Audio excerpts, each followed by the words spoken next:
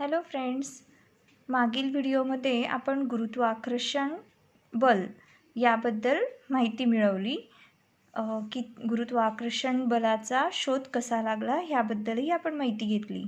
पण आता आपण बघूयात केप्लरचे नियम. केप्लरचे नियम हे जाणून घेण्याआधी आपण काही गोष्टी जाणून घेऊया. प्राचीन कालापासून मानव ग्रहांच्या स्थितीचे निरीक्षण करत आलेला आहे, बरोबर. जसं गॅलिलिओ यांनी आधीच निरीक्षण करून ठेवले होते की ते आपण हे जे ग्रह आहे ते उघड्या डोळ्यांनी सुद्धा बघू शकतो. 16व्या शतकापर्यंत ग्रहाच्या स्थिती व गतीविषयी बरीच माहिती उपलब्ध झाली होती. पण योहानस केप्लर नामक शास्त्रज्ञांनी ही सर्व माहिती गोळा केली आणि त्यांना एक असं आढळून आले की या ज्या ग्रहांच्या गती आहेत त्या काही विशिष्ट नियम त्यांना काहीतरी विशिष्ट नियम आहेत आणि त्यांनी ग्रहांच्या गतीविषयी 3 नियम मांडले. ते नियम आपण बघूया. तत्पूर्वी एक जे लंबवर्तुळाकार कक्षा म्हणजे काय हे आपण जाणून घेऊया. समजा इथे आपण एक कोन घेतला आहे. कोन म्हणजे काय हे तुम्ही भूमितीमध्ये अभ्यास केला असेल. तर ह्या कोनाचा आपण एक तिरकस कट घेतला.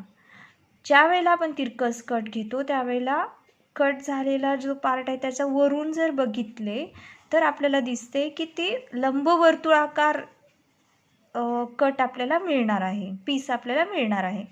समजा जसं की आपण समजा एक कॅरट आहे, कॅरट म्हणजे गाजर आहे आणि गाजरला आपण मधोमध सरळ कापला तर आपल्याला तो जो सरफेस असेल वरचा तो वर्तुळाकार दिसेल, बरोबर. पण इथे आपण तिरकस कट घेतल्यावर तो आकार कसा दिसणार आहे? लंबवर्तुळाकार दिसणार आहे. आणि आपल्याला माहिती आहे की पृथ्वी ही सूर्याभोवती लंबवर्तुळाकार कक्षेत फिरत असते.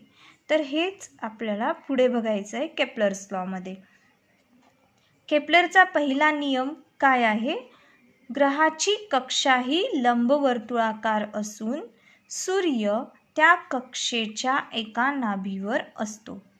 आता बघा, ज्या वेळेला आपण वर्तुळ घेतो त्या वर्तुळाला एकच सेंटर असतो, बरोबर.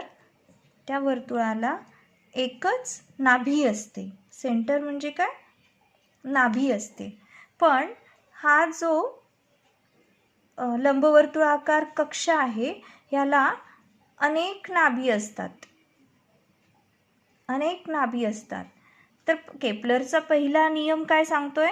ग्रहाची कक्षा ही लंबवर्तुळाकार असून, म्हणजे ग्रहांची कक्षा कशी असते? लंबवर्तुळाकार असते. त्यात सूर्य हा त्या कक्षेच्या एका नाभीवर, समजा तो इथे असेल किंवा इथे असेल किंवा इथे असेल, तो कुठेही असणार, एका नाभीवर असणार आहे. पण तो एका नाभीवर असणार आहे, बरोबर. हा आहे पहिला नियम. दुसरा नियम काय आहे? ग्रहाला सूर्याशी जोडणारी सरळ रेषा ही समान कालावधीत समान क्षेत्रफळ व्यापन करते. याचाच अर्थ काय? एक आपण आकृती बघूया. समजा या नाभीवरती आपला सूर्य आहे, इथे आपली पृथ्वी आहे. आपल्याला माहिती आहे की पृथ्वी ही सूर्याभोवती परिक्रमा करत असते. तर या समजा इथे पृथ्वी आहे, ही पृथ्वी बी पर्यंत जात असेल, म्हणजे पृथ्वीला या स्थानावरून ती बी स्थानापर्यंत जात असेल. पण त्यांच्यातला जो कालावधी आहे तो आहे 15 तास, बरोबर. आणि आर ही काय आहे? त्यांची त्रिज्या म्हणजे डिस्टन्स आहे. डिस्टन्स म्हणजे अंतर आहे. सूर्य आणि पृथ्वीमधलं हे डिस्टन्स आहे, अंतर आहे. सेम तसंच आपण बघूया. समजा पृथ्वी सी या ठिकाणी आहे, तिला डी स्थानापर्यंत जाण्यासाठी किती तास लागत आहे? सेम तास, 15 तास. तसंच समजा पृथ्वी ही ई या स्थानी आहे आणि तिला F या स्थानापर्यंत जाण्यासाठी पण तितकाच कालावधी म्हणजे 15 तास लागत आहे. म्हणजे या ठिकाणी परिक्रमा करण्यासाठी सारखाच टाईम लागत आहे, वेळ लागत आहे. त्यामुळे जे काय क्षेत्र व्यापक आहे ते सगळ्यांचे समान आहेत, हे या नियममध्ये सांगितलं आहे. म्हणजे काय, ग्रहाला सूर्याशी जोडणारी सरळ रेषा ही समान कालावधीत समान क्षेत्रफळ व्यापन करते. ही जी सरळ रेषा आहे ही समान कालावधीमध्ये समान क्षेत्रफळ व्यापक करते. बरोबर, हा आहे दुसरा नियम. तिसरा नियम काय आहे, सूर्याची परिक्रमा करणाऱ्या ग्रहाच्या आवर्तकालाचा वर्ग हा ग्रहाच्या सूर्यापासूनच्या सरासरी अंतराच्या घनाला समानुपाती असतो. म्हणजे काय, समजा टी हा ग्रहाचा आवर्तन काल असेल. आवर्तकाल म्हणजे काय, त्याला लागणारा वेळ आपण बघितला की तो 15 तास, मागच्या आकृतीमध्ये बघितला तो 15 तास होता. आणि आर हे त्याचे सूर्यापासूनचे सरासरी अंतर असेल. समजा इथे बघा 15 तास हा टी आहे. टी म्हणजे काय, त्यांचं वेळ आहे. आणि आर हे काय आहे, त्याचे सूर्यापासूनचे सरासरी अंतर आहे. ओके, तर काय असतं ते, T square is directly proportional to R cube. Directly proportional ह्याचा अर्थ काय असतो की ज्या वेळेला एखादी गोष्ट वाढत असेल तर दुसरीही गोष्ट वाढत असेल. जसं की समजा आपण इलेक्ट्रिसिटीचा वापर करतो, घरामध्ये इलेक्ट्रिक उपकरणं वापरतो. जितके आपण इलेक्ट्रिसिटीचा वापर करू, आपण इलेक्ट्रॉनिक वस्तूंचा वापर करू, तितकं आपल्याला लाईट बिल येणार. बरोबर, जेवढी ऊर्जा आपण खर्च करू तेवढेच आपल्याला लाईट बिल येणार. हे आहे डायरेक्टली प्रोपोर्शनल. म्हणजे काय, एक वस्तू वाढली तर दुसरी पण वाढतेच. बरोबर, तसंच सेम समजा तुम्ही हॉटेलला गेलेत तर किती जितक्या डिश तुम्ही मागवाल तेवढंच तुम्हाला बिल येणार.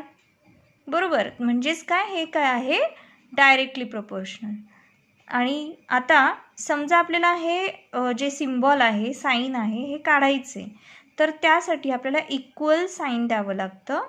इक्वल आणि एक स्थिर संख्या असते. हे काढण्यासाठी इक्वल टी स्क्वेअर इक्वल बरोबर स्थिर संख्या असते. बरोबर, आणि हा आर क्यूब तसाच आहे. नंतर ही स्थिर म्हणजे काय, आपण इथे मानूया के. या स्थिर संख्येला मानूया आपण के. तर टी स्क्वेअर बरोबर के आर क्यूब. बरोबर, आता आपल्याला केची व्हॅल्यू काढायची आहे, स्थिर संख्याची व्हॅल्यू काढायची. ती काय येणार, टी स्क्वेअर, इकडे आर हा काय आहे, आर क्यूब काय आहे, गुणेला. इकडे येताना तो काय होणार, भागेला.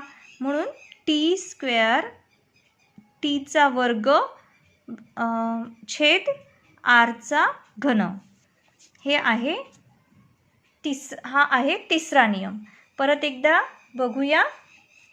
तिसरा नियम, सूर्याची परिक्रमा करणाऱ्या ग्रहाच्या आवर्तकालाचा वर्ग हा ग्रहाच्या सूर्यापासूनच्या सरासरी अंतराच्या घनाला समानुपाती असतो. म्हणजे समानुपाती, जसा हा समजा वेळ वाढला, आवर्तकाल वाढला तर त्याचं अंतरही वाढणार. हे यातून आपल्याला कळत आहे. बरोबर, आता आपण बघूया